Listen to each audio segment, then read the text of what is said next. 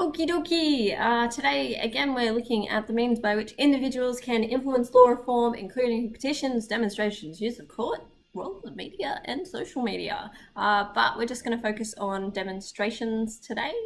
So let's go. All right, so again, we're talking about law, individuals who can influence the law, and we're looking at the old demonstrations or protests, if you prefer that. Okay, so what is a demonstration? Again, you've probably been to one if you're a climate change activist. Most likely you've probably been to at least one. So demonstrations are a gathering of people to protest or express a common concern or dissatisfaction with a particular existing law, and this aims to reform the law currently. Okay, so demonstrations, in order for them to be effective, they need to attract large numbers of people and try and gain positive media attention, while violent or disruptive demonstrations can often take away from the issue at hand and create a negative association with that particular issue. A quick example here was animal activists in 2019 shut down the inner city. The protesters changed themselves to 3 vehicles and blocked the intersection of Swanston Street and Flinders Street. Their aim was to try and encourage people to go vegan because they wanted people to stop supporting animal abuse. Unfortunately, that one backfired for them, as a lot of people or a lot of commuters at the time were quite upset that they couldn't actually get home. There's also Extinction Rebellion up here as an example of maybe protests that tend to be a little bit more disruptive. However, they have gained a lot of attention, positive media attention in terms of trying to tackle the issue of climate change. So here is an example of a positive protest that is being quite effective at the moment. School strike for climate change. The original one obviously occurred in 2018 with Greta Thunberg alone outside the Swedish Parliament. And she at the time was taking off Fridays from school in order to protest against greenhouse gas emissions. Since then, she's managed to drum up huge amounts of support. Over 10 million people across the world have joined in these strikes across 260 countries.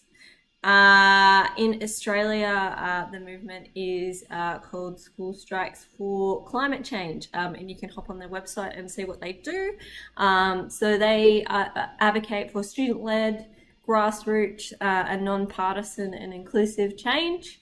Their aim is to be non-violent but focused in their mission, ambitious and creative.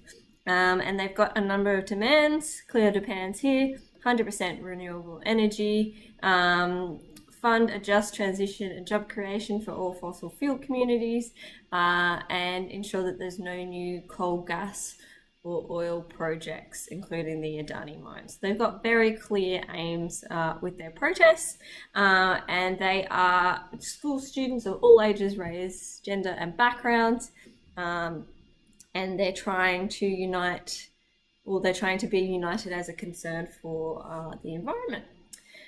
So what's effective about a demonstration? As we can see there, demonstrations can be very effective. They can attract large amounts of participant and lots of free media coverage. And we saw that with even 2000 Melbourne's flocking to the street just before the same-sex marriage was made illegal. Demonstrations can usually gain a support of particular members of Houses of Parliament who want to adopt a cause, and these politicians can be particularly influential members in creating change. So, for example, Adam Bant is a very strong supporter of the climate change action, and so he's obviously spoken at a lot of schools for climate change rallies. Demonstrators are able to raise a lot of awareness of social issues, and often, because of the media coverage, allow people to actually think about the issue for maybe even the first time, and this can bring change and public support over time. And they can usually be demonstrations are usually focused on direct action and usually have a very clear message, which means they're more likely to get a good outcome.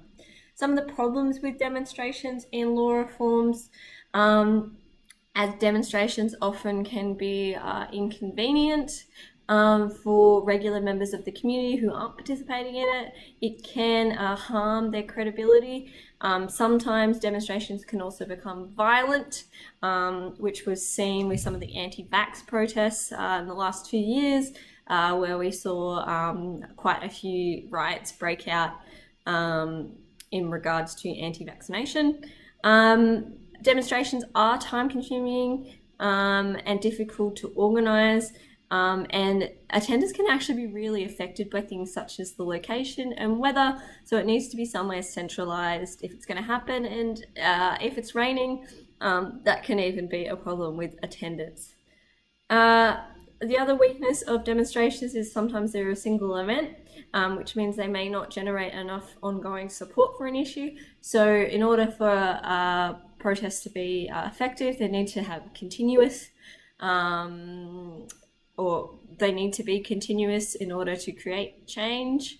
And we can see that, you know, the Schools for Action is a good example of something that's continuous.